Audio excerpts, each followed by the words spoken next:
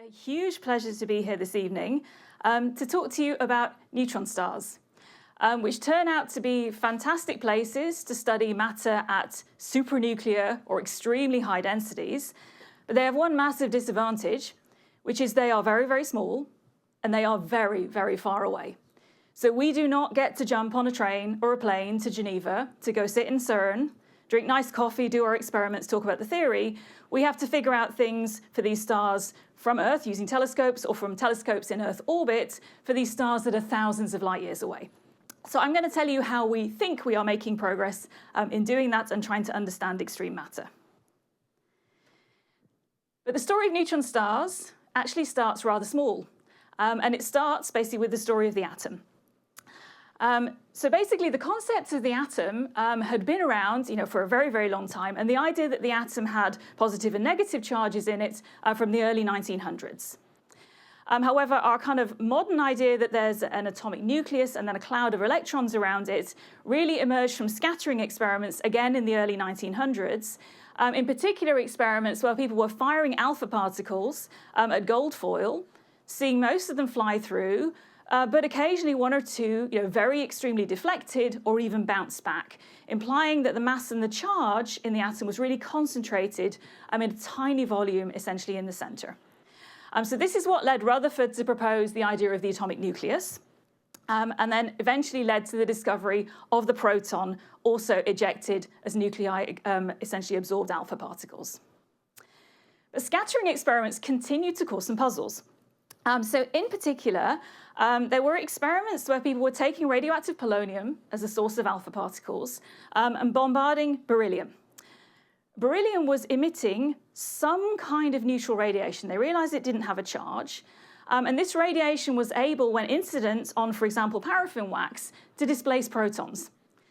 And so the hypothesis initially was that this was some kind of gamma radiation because it didn't have a charge. But the gamma radiation would have had to have some really quite weird properties. And there were some rather uncomfortable things about that, which people were still trying to figure out. So what was actually happening was eventually figured out by this gentleman, James Chadwick, English physicist, who basically managed eventually to measure the mass of the neutral particle by a series of very careful lab experiments, and was able to show that it was a particle with a mass close to that of the proton, which we now know as the neutron, and then disprove the gamma ray hypothesis. Now, he proceeded quite carefully through this. So basically, in February 1932, he publishes a paper in Nature saying on the possible existence of the neutron. By May, he is more confident, and this paper comes in the Proceedings of the Royal Society of London, saying on the existence of the neutron. So much as now, you put your speculative crazy results in Nature, and then your proper results, when you've worked them out, into another journal. I should add, people did know that something like the neutron was needed, because people were aware of the idea of isotopes. So basically chemically similar elements that had different masses. But what they thought was happening until then was that in the nucleus of the atom, you had nuclear electrons kind of snuggling up to the protons and hence making some kind of particle that way. So basically here we have the neutron, and James Chadwick makes this lovely quote that I'm afraid there will be no use to anyone. So fortunately, smart guy, but rather wrong on that point. Now, the idea of the neutron caught the attention of some astrophysicists. And in particular, these two gentlemen who were thinking about explanations for supernovae. So novae are sudden increases in brightness that were tracked basically over many, many years with optical telescopes. Supernovae were recognized to be a separate class following the discovery of initially a nova in Andromeda and somebody figuring out how close the Andromeda galaxy actually was and realizing that these things were incredibly, incredibly bright. So we had novae, and then this new class of very, very bright supernovae, sudden increases in brightness. So they had the smart idea, which they worked out in not a lot of detail in these two papers that came in 1934. They were trying to work out where the energy could come from.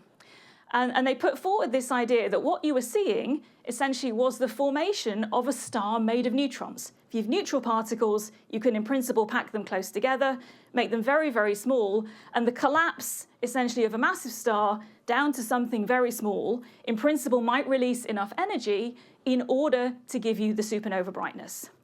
So they advance this idea that they're seeing the formation of a neutron star with a small radius and extremely high density. So this is Bader and Zwicky's idea. Zwicky really liked this idea and carries on putting it forward. So he writes this paper in 1938, which makes a couple of rather important points. The first is about what the neutrons are doing. And he points out this idea that we're not implying that they're the same as a bunch of free neutrons, but we might be seeing something slightly different. So he's starting to think about the way that those neutrons might actually interact and perhaps the forces between them. He also makes a second point here that it's a fascinating problem to work out how nuclear reactions, for example, might occur in a collapsed star where the very properties of time and space are drastically altered.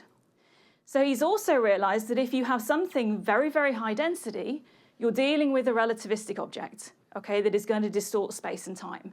So relativity becomes important here as well.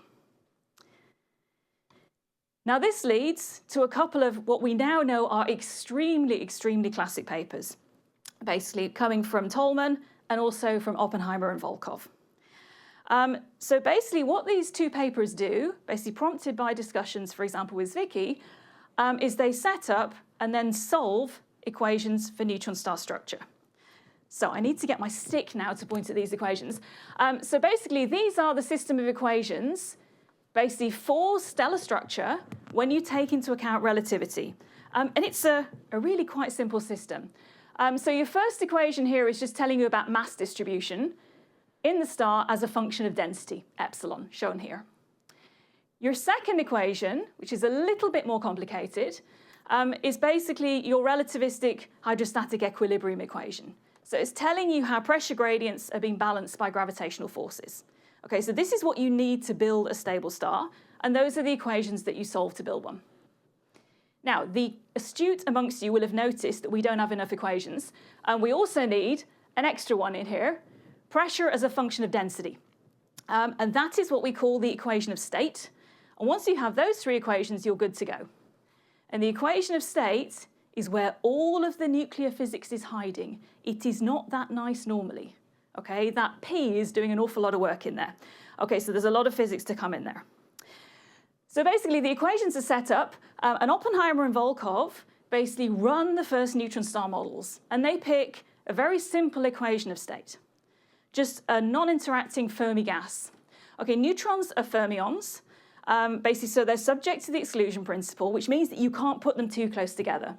There is effectively a degeneracy pressure force that stops you from squeezing neutrons too close together. So they set up that equation, basically, and they go ahead and solve it. And what they find stable solutions. So that's fantastic. They're able to solve for neutron stars. But their solutions have an extremely small mass. So here I'm showing a plot from a later paper, mass in solar units, and here is central density. So here are Oppenheimer and Volkov's solutions up here. It's a nice theoretical concept. This is the maximum mass that they find. It's about 0.7 solar masses.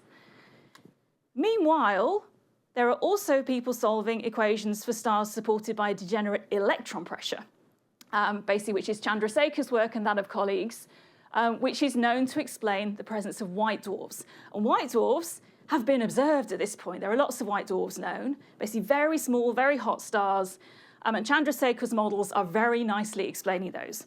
So white dwarfs are established, they're observationally and theoretically understood, and neutron stars are just a curiosity, and people can't quite figure out, why would you ever form a neutron star in a supernova, the collapse of a massive star? Why would it ever happen? Why wouldn't you just end up essentially with a white dwarf? So then there is a break of about 20 years for neutron stars, because it's a lovely theoretical idea. There's no observational evidence whatsoever these things exist, and nobody knows how to make them. Things start to change again at the end of the 50s, in particular with this paper from Alistair Cameron, who basically notes, 20 years ago, there was considerable interest in neutron stars. And then he says, it dies out because people had decided that at the end of the life of stars, you formed a white dwarf, basically, and you were done. And for example, this mass issue, that they were too low mass, that was also a problem.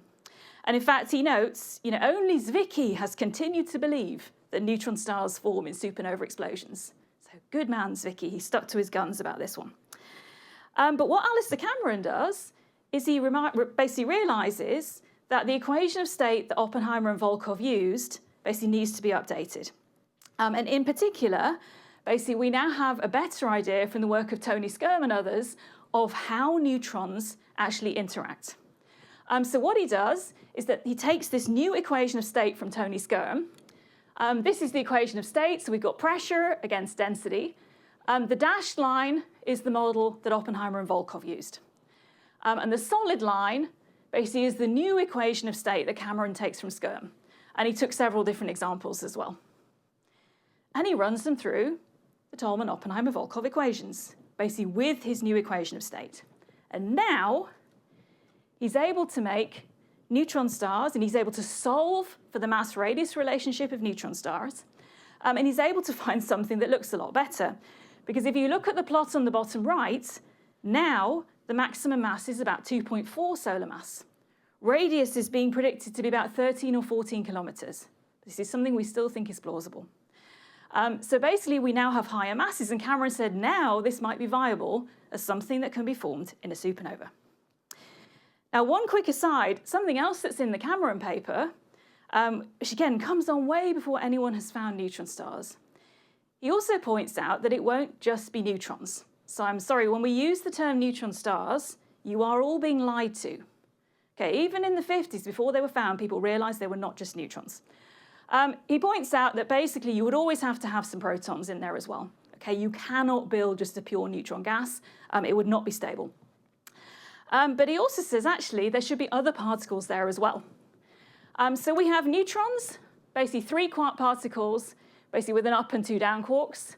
We've protons, 2 up quarks and a down quark. But there are also hyperons. And hyperons have at least 1 strange quark. There are various different types of hyperon. And again, Cameron points out that these might start to form in neutron stars. What you're seeing here basically is number density of population against density within a model. And what you're seeing is you go up in density, neutrons are always there. Protons are always there to some degree as well. And these Greek letters appearing here are various different species of hyperon. And so there is already an expectation that strange particles are starting to appear, potentially in neutron stars.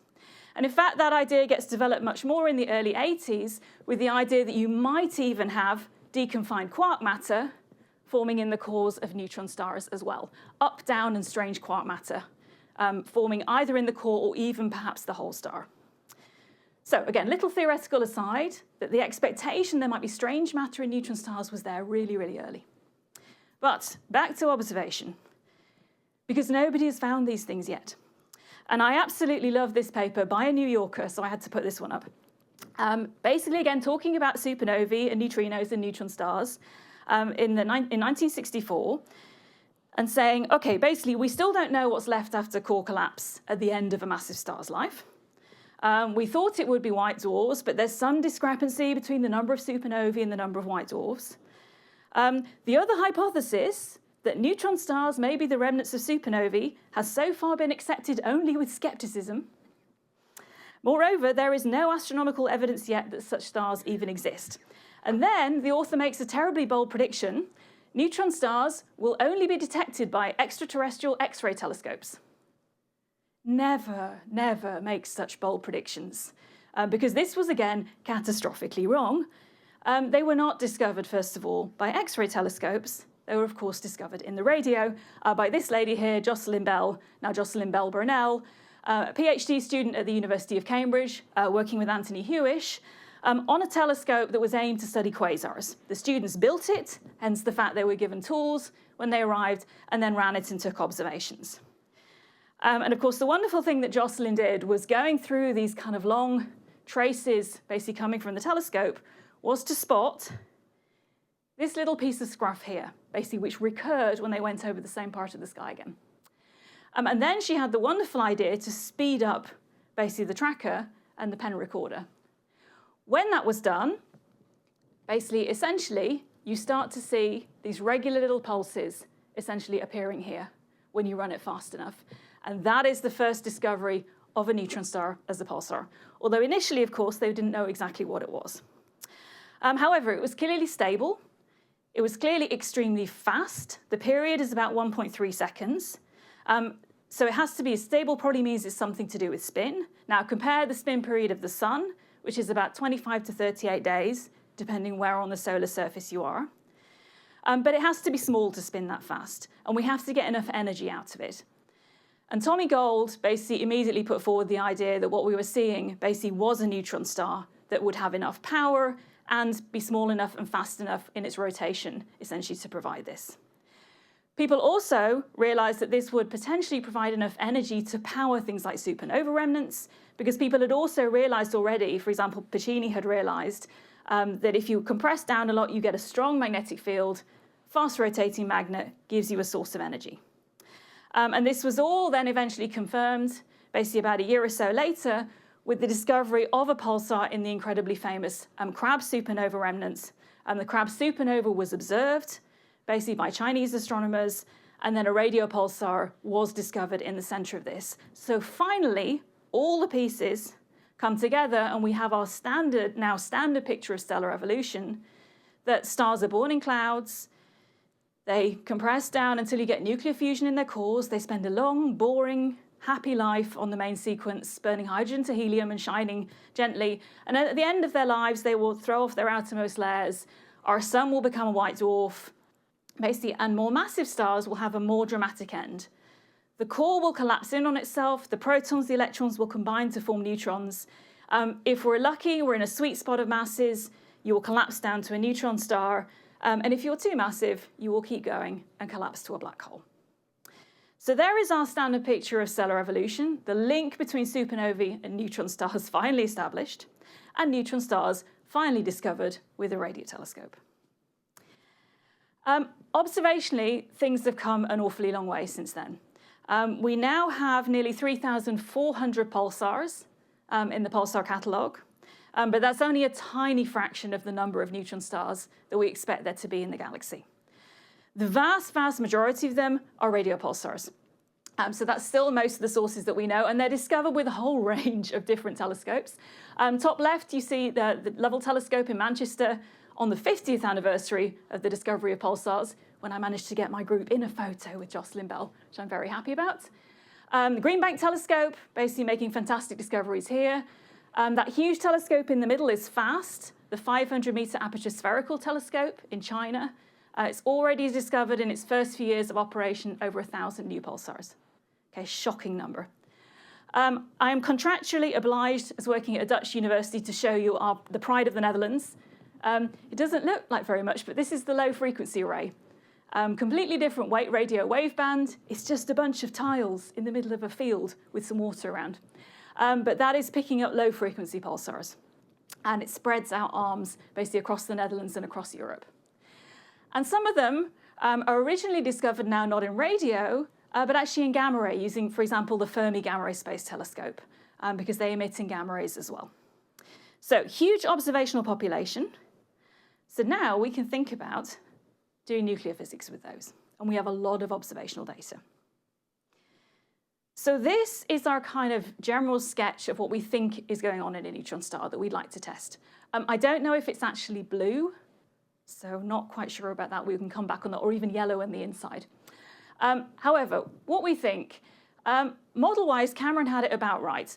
We think we're talking about 1 to 3 solar masses of material, radius maybe somewhere between 8 and 16 kilometers. Neutron stars are unusual because we think they have a solid crust. Again, theoretical calculations back this up, and we have observational evidence for this too. Solid crust is basically a crystalline lattice of neutron-rich nuclei. Degenerate electrons providing the dominant pressure between them in the outer layer. As you go deeper, the nuclei become more and more neutron-rich, the electrons capture onto protons, and as you go into the inner crust, it becomes energetically favorable for some of those neutrons to drip out of the nuclei. So now I have a crystalline lattice, electrons and neutrons, which are probably superfluid. And again, we have observational evidence for that because it does weird things to their timing behavior.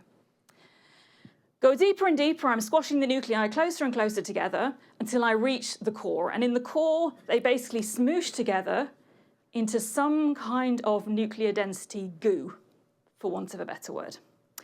And we don't know what the goo is. We think the goo can get up to several times a normal nuclear density.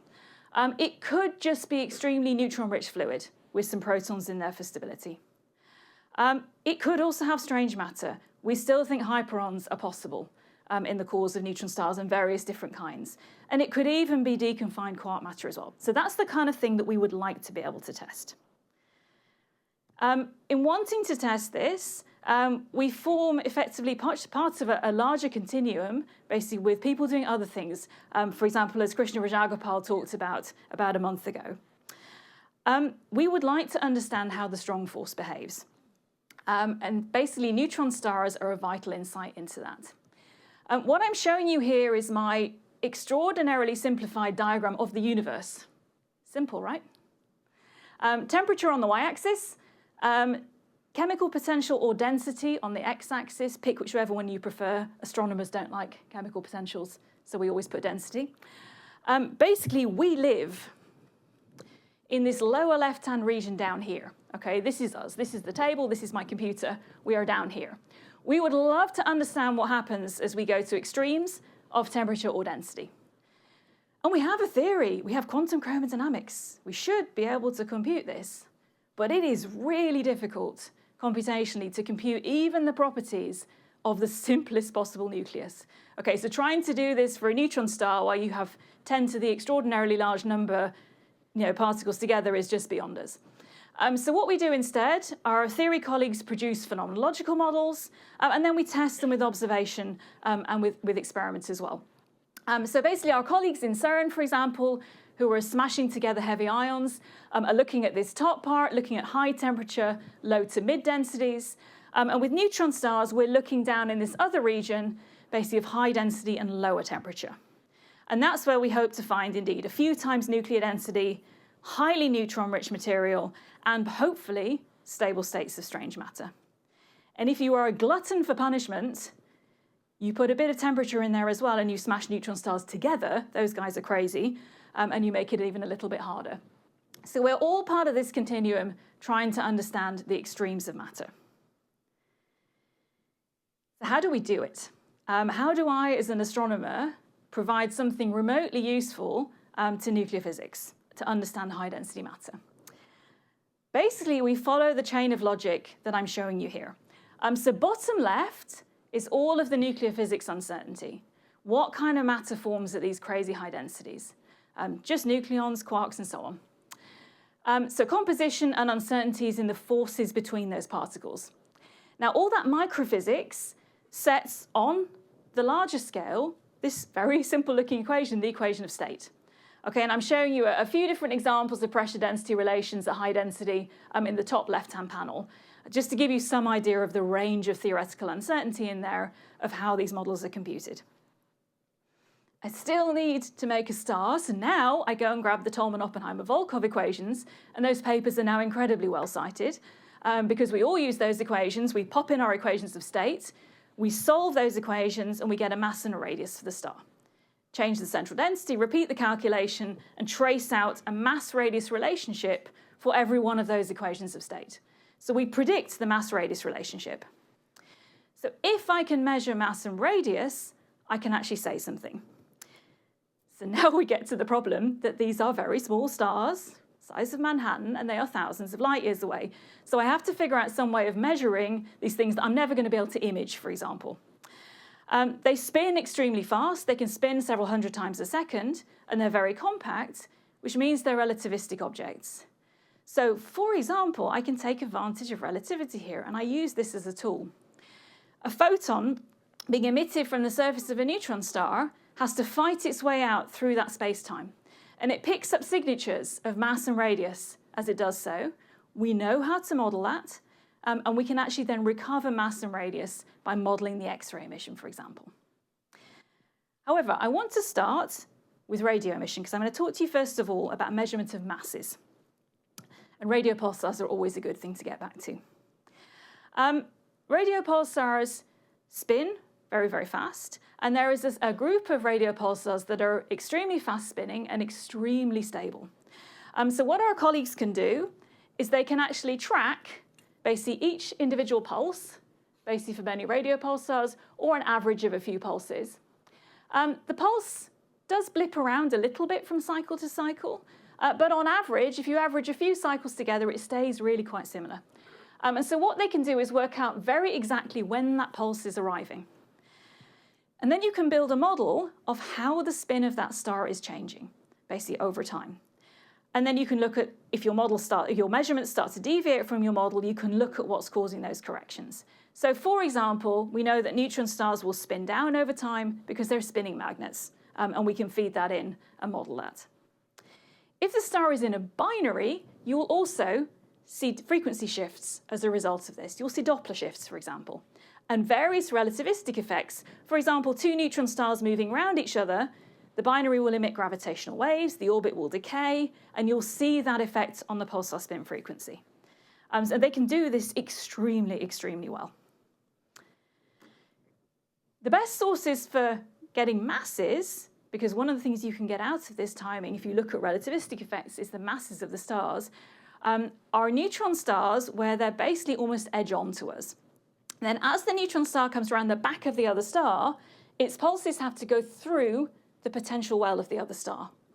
And that gives us an effect called the Shapiro delay, which if you look at the residuals in the right-hand corner here, basically I'll put my arrow on here, you get this really sharp peak in the residuals if you don't model it.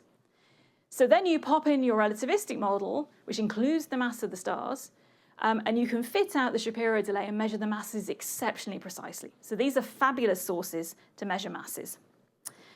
So here are our current pulsar mass measurements, basically from radio pulsars. So you can see they are going from about 1.1 solar masses all the way up at the top right-hand corner to about 2.1 solar masses. And those are the most massive neutron stars that we know, and the error bars are really, really quite small. Why is this important? Well, it already helps on its own. What you're seeing in this spaghetti plot are, again, a whole range of different theoretical predictions for mass radius curves. Different compositions, different ways of describing the forces between the particles. You know, a huge spaghetti monster kind of plot here. Up the top are the 90% error bars for the two most massive neutron stars that have been measured.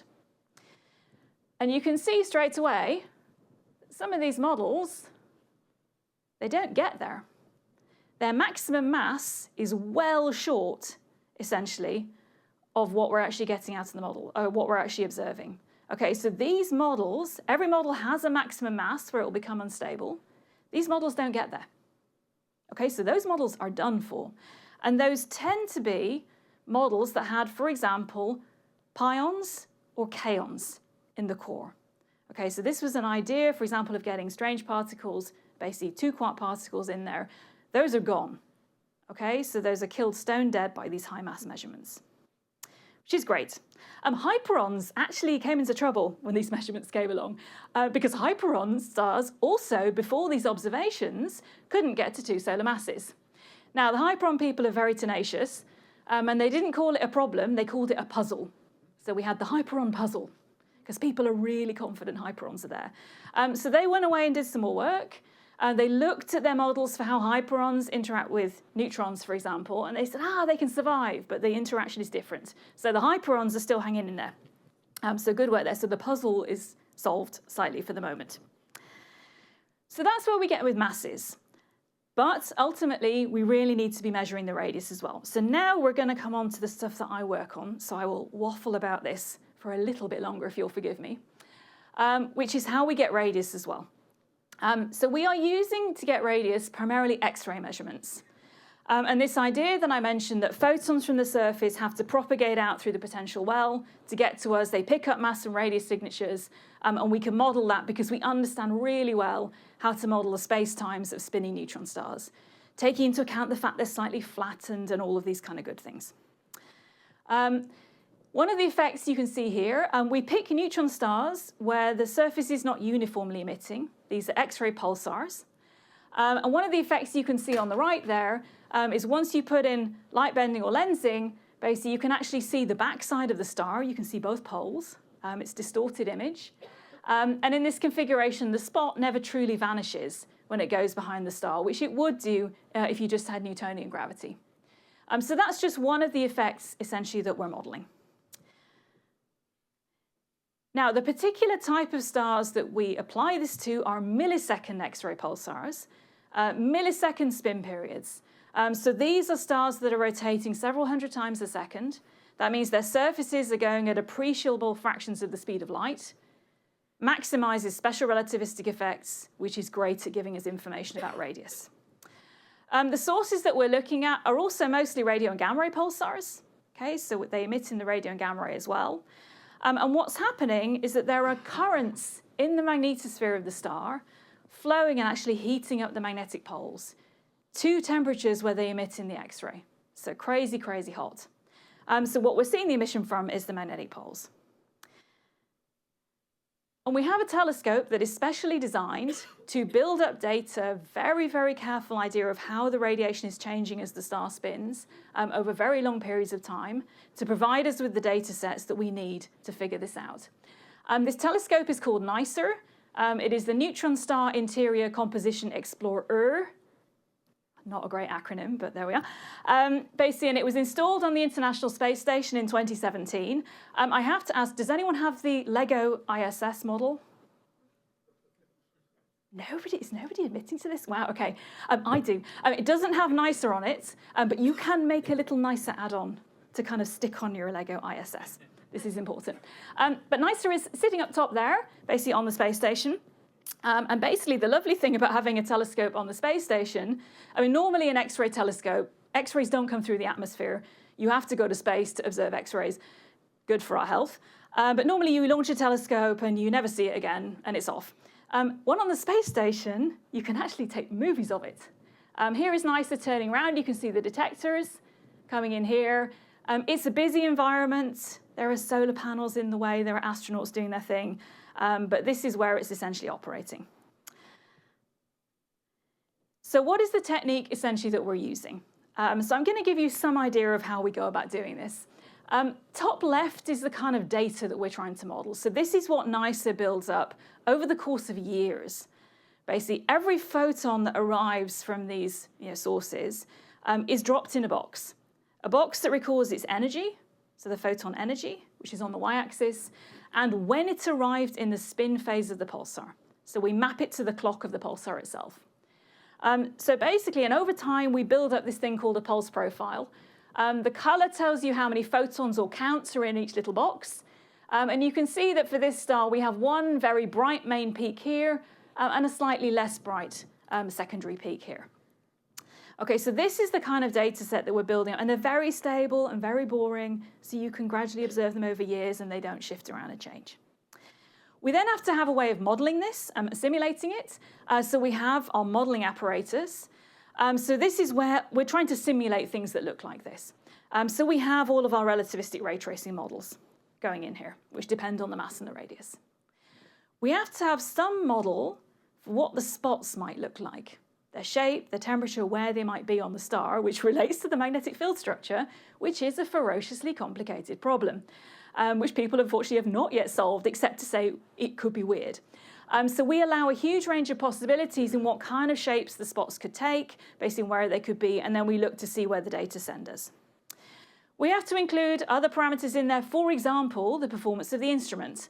The telescope naturally is completely perfect, but we mortals have a poor understanding of it. So there is uncertainty in the calibration of the instrument that we have to put in there as well. And there are other model parameters that go in here. So we build the capacity to simulate this, and then we set large-scale statistical samplers going. We do Bayesian inference to try and figure out what is the closest description of the data.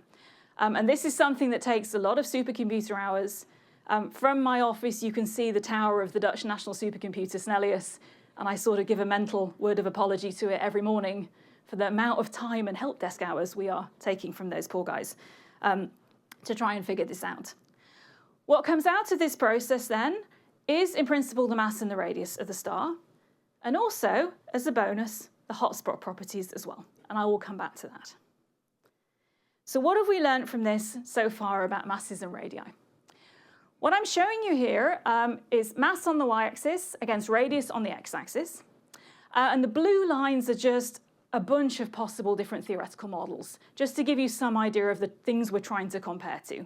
Again, different compositions, nucleonic models, hybrid stars that have deconfined quantum matter in the core, hyperon stars, and so on.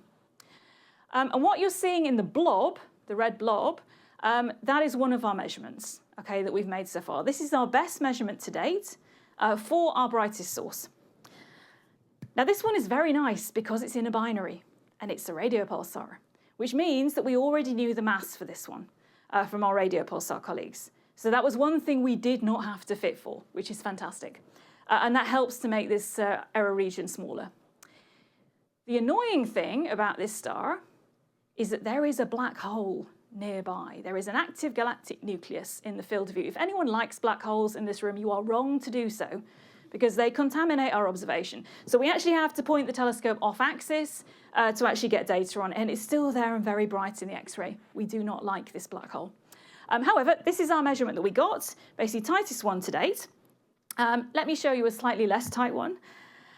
This is also a star that you've seen before, because this is the highest mass known neutron star. Again, it's a radio pulsar, it's in a binary, it's got Shapiro delay. We knew the mass already before we started. Although it is a tough source for NICER because it's quite far away, and so it's hard to get good data on this one. It's quite faint. Nevertheless, basically we managed to get a measurement of it, and that is slowly getting smaller as we get more data. Now let's come on to the one we actually did first. This one is messier. We don't have a mass for this one. It's not in a binary, which is unfortunate, but it's a lovely bright source. Where we sit currently for this one is that we have two potential solutions for it. They have completely different magnetic field geometries. And at least one of them, this solution here in the lower left, seems to be more consistent with the red blob. So if I had to put money on this, that essentially is where it is sitting. But we've got more data for this one, and we're reanalyzing this to see whether these two solutions survive. And certainly if we were to say it really does have to be on the same mass-radius relationship, I think that will be the one that survives. But that's a slightly complicated one. We can also compare to other fields, because we're not the only people trying to do this. There is another way to get at the neutron star dense matter equation of state, and that is to go and smash neutron stars together. So neutron stars and black holes, or black hole neutron star pairs, or two black holes, I said if they orbit around each other over time, the orbits will decay through the emission of gravitational waves. They will spiral in towards each other and collide. And they then give out gravitational wave signals that can in principle be detected. And it's now basically a decade since the discovery of the first gravitational wave signal from two merging black holes. In 2017, the detectors recorded a very bright collision of two neutron stars.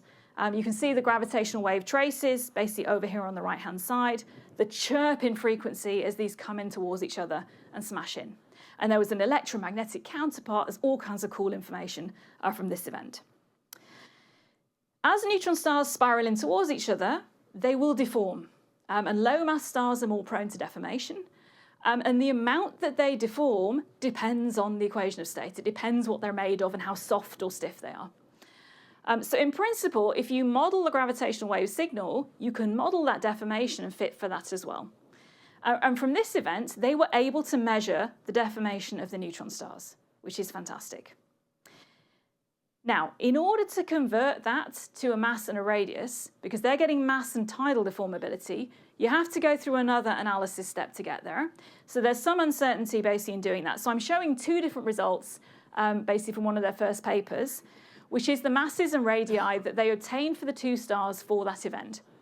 Okay, and it really depends on what assumptions you make as you go through the step, whether you end up here or you end up here. But they're both fairly consistent. They end it with low mass stars, which give stronger deformation, and the radius sits in this kind of 10 to 12 kilometer band. So we can compare that to what we are getting with the NICER measurements. So I have put this back to the one that's consistent, and let me now pop the gravitational wave results basically on there as well. They're lining up. This doesn't normally happen. It's great. But basically, at least we are happy we have a consistent picture right now with what has come from this one gravitational wave event. There's also an upper limit on deformability from another event, which gives you a little bit weaker constraints, but again, consistent so far. So where do we sit in terms of what we understand now about dense matter? Now, in theory, what I should do is now hand over to a nuclear physicist who would roll all our results through their models and tell you what it all means. But you can already see some kind of general things coming out of this picture here. So first of all, the discovery of just 2 solar mass neutron stars by the radio pulsar people on its own, without any radius information, that already ruled out a ton of stuff. It ruled out pions and kaons in the cores of neutron stars because it makes them too soft and their maximum mass essentially too low. It also ruled out some deconfined quark parameter space as well. Okay, so that's already gone. Hyperons survived. They tenaciously hung in there. So mass-wise, they can make 2 solar mass neutron stars with hyperons. That's fine. There is now a question about whether they survive the radius measurements. And that's because you can start looking, essentially, at the gradients of things. So you can see from this plot, we have 2 regions that don't have much in. And I know we don't have many results yet, and these error regions are quite large, but you can see we don't have anything up here. So low mass, high radius, there is nothing sitting there. We also don't have anything basically at the high mass, low radius end. And it turns out this end of the purple blob is quite easy to constrain. Okay, so that is quite a firm limit. So basically, we're also ruling out that region. And it turns out that a lot of the hyperon equations of state want to bend this way. Okay, so they want to go in this direction. So they are a little uncomfortable, I would say, right now. Now, again, the hyperon people are very smart. So give it time, and I'm sure they will jink things. But it's either extremely good, because it means that if hyperons are there, we're going to know extremely well what their properties are, because it will be very restricted, or it's going to be extremely difficult to fit them at all. Are there deconfined quarks? I don't know. Maybe. What we can say so far is that the results are certainly not inconsistent with deconfined quarks appearing above a certain density. I know that Krishna is a huge fan of there being deconfined quarks, and I think that some other groups are as well, but I think the definitive evidence is not there yet. But for absolutely sure, the results that we have are still consistent with the presence of quark deconfinement at high densities. So that remains to be determined. We would also really like to know where the maximum mass is. And so a lot of effort is going into trying to fit the right mass-radius relationship to figure out where these relationships terminate. First of all, to know, the equivalent of the Chandrasekhar mass for neutron stars. What is the maximum mass? But also, for you black hole people, or those of you who love black holes, what is the minimum mass of a black hole? Basically, because there ought to be one, and that's the boundary. Okay? And again, the gravitational wave people are also probing this region as well. They're finding intriguing objects that seem to have low mass, that they don't think are neutron stars, but they're trying to work out if they're neutron stars or black holes. But together, we are starting to home in on where this line is going to be. And so right now, it's somewhere between, I think, maybe 2.1, 2.3 solar masses or so. But we're getting close to finding out where that boundary is. It also has consequences beyond dense matter, and I just want to quickly pop onto this. When you have extremely dense material and you collapse in the core of a star, basically to make a neutron star, stars have magnetic fields. And so as you compress them in, you boost that magnetic field up, and hence the fact that neutron stars have these crazy strong magnetic fields. What comes out of our modeling that we do with NICER has implications for that. Because as a byproduct of our analysis, we actually measured the properties, or the likely properties, of the magnetic poles. And so we're able to make maps of the surfaces of neutron stars. Things the size of a city, thousands of light years away. It's not an image. It's made with relativity, photons, and a lot of computer hours. So these are the maps that we have made so far, what we think are our most likely hot magnetic pole configurations. They're beautiful, and one thing that should be very obvious, at least as well, they are not a simple dipole. Okay, so this cartoon picture of pulsars that we have with a simple, bar magnet dipole configuration, nope. So the 50 Years of Pulsar Conference mug, which has this picture on, no, it's wrong. Probably it has to look like something a bit more messy. And I think most neutron star magnetic field people are secretly quite happy with this because it gives them some fun stuff to work on. And I think they all secretly know it's not actually a dipole. So there's a nice complicated problem to work on for them, which is great. Where do we end up going next? Well, NICER has had some small holes in it since 2023. Hasn't terribly affected the kind of science that we're doing with the neutron stars, but has affected some of the other operations. But the great thing about being on the space station is when you have holes, probably caused by the messy environment around the space station, you can dispatch someone outside to fix it. So on the 16th of January, this is astronaut Nick Hague, basically outside the space station with a NICER repair kit. And what was done, they actually plugged these little kind of Trivial Pursuit pie slices into NICER to kind of cover up the worst holes in the thermal film. And they may go out to do a second repair mission at some point soon as well. So NICER we expect to continue operating. We'll get more data, more photons, better constraints. As long as the space station is running, NICER will be there, I think. We've other new things coming as well. We have new radio telescopes, things like the Square Kilometre Array, which will be this huge international radio telescope, which we expect to give us many more mass measurements, for example, which we can then use in our modelling as well. We've got new X-ray telescopes coming that will be way better than NICER, like the new Athena telescope to launch in the 2030s. New gravitational wave telescopes, we hope for Cosmic Explorer, here an Einstein telescope in Europe to give us tidal deformability measurements. And we've advances in theory. We're approaching new types of sources, like accreting neutron stars that we can also model when material is flowing onto the star.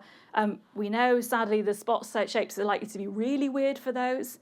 One of my former PhD students is now at Columbia working on this, so she's responsible for that horror show. But we have lots of fun things coming into the modeling as well. So basically, this is where we sit. We have stars that were known even before their discovery to be potentially fantastic places to study dense matter. And they've remained fantastic places to do that, but we are only just, really in the last 10 years or so, starting to make measurements of masses and starting to make measurements of radius that are finally letting us actually pin down some of those questions, in the last kind of 10 years or so of observations. And I hope 10, 15 years from now, we'll finally be able to answer this question of hyperons, if they're still puzzling, and maybe we'll finally know if there are deconfined quarks in the cores of neutron stars as well. I will stop there.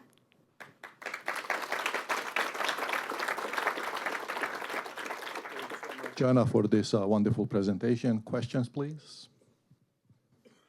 Yes. Hi, this might be a basic question, but I'm a meteoriticist sneaking in here, so mostly with rocks. But when you have a supernova, and then it's with a supermassive star, it collapses and then can become either a neutron star or a black hole. On its way to the black hole, is there an observable transitional form that it takes? Or does it just go straight from collapse to black hole? Like, is there some kind of neutron star-like state it can have? So in principle, on the way through, you could pass through the point, basically where, I guess, neutron degeneracy pressure for whatever is in the middle might just hold you up for microscopic fraction of a second, okay? But it's, particularly if you also had severe rotation in there as well. So for example, when neutron stars merge, we know that we form kind of supermassive differentially, or we think we know that we're forming supermassive differentially rotating neutron stars that can hold up just that little bit before they collapse in. Whether that happens in a supernova or not, I really don't know. It depends on the details of the core collapse, and that's a really, again, ferociously complicated simulation problem. But in theory, if you could get to the point where you had enough rotation, basically enough temperature, you might just briefly pause at a neutron star point before your core collapses in to form a black hole. Okay. Yes, please. A few years, can you hear me? Yeah. But I seem to recall that neutron star quakes and pulsar glitches were a useful probe of equation of state. You didn't talk about any of that, so where would that fit in your model, and does it help anymore? Or these? Okay, neutron star quakes was one of my things, so indeed I didn't mention it. And the reason I didn't mention it was because of the magnetic field. So basically, indeed, we discovered neutron star quakes for the first time after what's called a magnetar giant flare, basically in 2004. Magnetars are exceptionally high magnetic field neutron stars. They have regular bursts of gamma rays coming off them, and occasionally they have super, super huge gamma ray flares, so violent that they distort the Earth's ionosphere. Okay, crazy energetic events. In the aftermath of two of those, for sure, we've actually seen high-frequency vibrations in the gamma ray signal. And the initial idea put forward by Gianluca Israel and his collaborators in Italy, and then Tos Strohmeyer and myself at NASA, was that we were seeing vibrations of the neutron star. And the frequencies matched very, very nicely predictions for how the crust of the neutron star should vibrate. And we know that magnetic fields could rupture the crust and set it going. So lovely idea. Then we started to think about the magnetic field, which is threading through everything. And a lot of good people had a look at this and said, it's quite challenging to, can you actually separate out the crust frequencies, or are we seeing some kind of magnetocrust oscillation that couples in the core of the star as well? And I think that now seems significantly more likely. The problem then is you need to know what the field is doing to extract information about the equation of state from it. So there's still an equation of state dependence in there, but the magnetic field is a very strong confounding factor, and indeed, magnetic fields are really difficult. So I think there's this huge uncertainty in there as well as to what we're seeing. So theoretically, yes, if someone could figure out the magnetic field and what it's up to, which would be lovely. Glitches, indeed, people have looked at this as well. So glitches are jumps in the spin rate of neutron stars. They spin down over time because they're rotating magnets. And basically, every now and again, if you track a neutron star, basically as it spins down, particularly young neutron stars, it will spin down and then it will blip up. And then it will spin down and it will blip up again. We think that is caused by the superfluid. Okay, so basically the superfluid doesn't want to rotate with the rest of the star. The crust spins down because it couples to the magnetic field. It's charged, it does its thing. The superfluid just kind of sits there going, no, not moving, until finally there's a big offset and it has to catch up. And then you see basically the superfluid catching up and pushing the crust back a little bit. So you can look at that and try and work out what the moments of inertia of the different components are. And again, in theory, from that you can extract equation of state information. But I think, again, there's 2 or 3 theory jumps to make in there before you get to very definitive equation of state information. So yes, the dependency is there, but extracting a very clean constraint is very difficult. Yes, please, and then Antoine. Antoine, someone was before you. Yeah, yes, up there. So, can you hear me? Okay, so how long does it take for a supernova to form a neutron star or a black hole? Like, how long does it take? Do we have like such observation of the transition? I mean, it's under a second. Okay, the dynamical time is really, really fast for the collapse. So you might get a gravitational wave signal of it. So the dream scenario, right, is that we get. I'm looking at the people who want to work on this and going, the dream is we find one in the galaxy, right? Basically, galactic supernova, because that will be your only way of really seeing what's happening in the core. And you would need it to collapse not symmetrically, but to do some kind of weird wiggling on the way down. But otherwise, there's just too much stuff around. There's the rest of the star, which you're throwing out. Only a fraction of the star becomes the neutron star or black hole. A lot of it is being expelled in the ejector, and getting an electromagnetic look at what's happening is basically impossible. But yeah, you might get gravitational waves. You might get neutrinos, basically, from it as well, and try and figure things out from there. But I think our best hope is gravitational waves. And that one happens locally when the detectors are on, which... Antoine?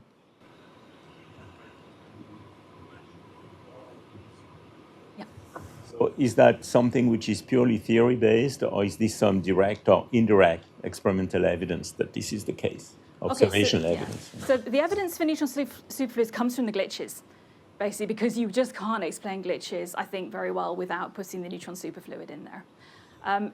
You can also look for evidence of the superfluid in cooling curves of neutron stars as well, by looking at, for example, either newborn neutron stars or ones, for example, that have accreted for a while, that's warmed them up, and then they're cooling off.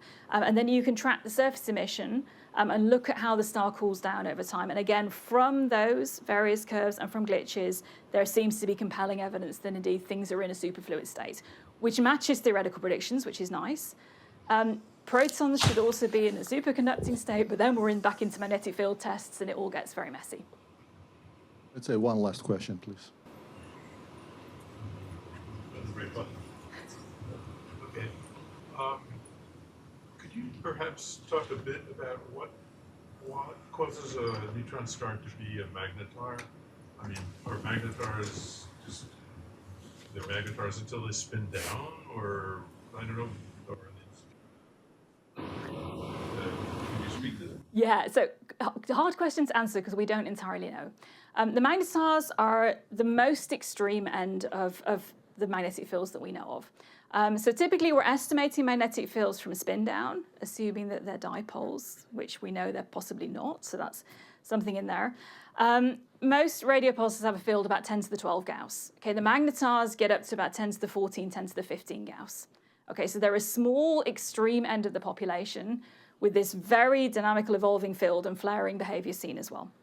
So the question indeed has been, how do you make this? Because it's higher field than you expect from just kind of standard compression, okay, for progenitors. Now, there are some higher magnetic field stars in the first place. So one argument is just it was an unusual population of parent star, and therefore the field ended up unusually high. The other possibility is that during the collapse, there is basically a dynamo action of some kind. Okay, so you get some kind of convective dynamo process in your newly forming hot, messy neutron star that winds your magnetic field up that little bit extra, and that might give you the magnetars. Difficulty with that is that if you had this strong magnetic field forming really, really early, you should overpower the supernova. So the supernova remnant should get that little extra push as a result. People have looked for that and not found it. However, gravitational waves might save you because you may also then get a gravitational wave distortion that helps to spin things down quickly enough. So that might stop you from overpowering your supernova if you can spin down that extra bit quickly. So I would say right now, nobody really knows how exactly these are formed beyond to say that they are there. And then, of course, the question is, where do they evolve? You know, do they evolve into the regular population of pulsars? And we have kind of objects that seem to sit nicely in between the two. But yeah, this whole question of field structures, they're also weird field structures, we know that for sure. And how it drives the evolution is still quite an open one, I think.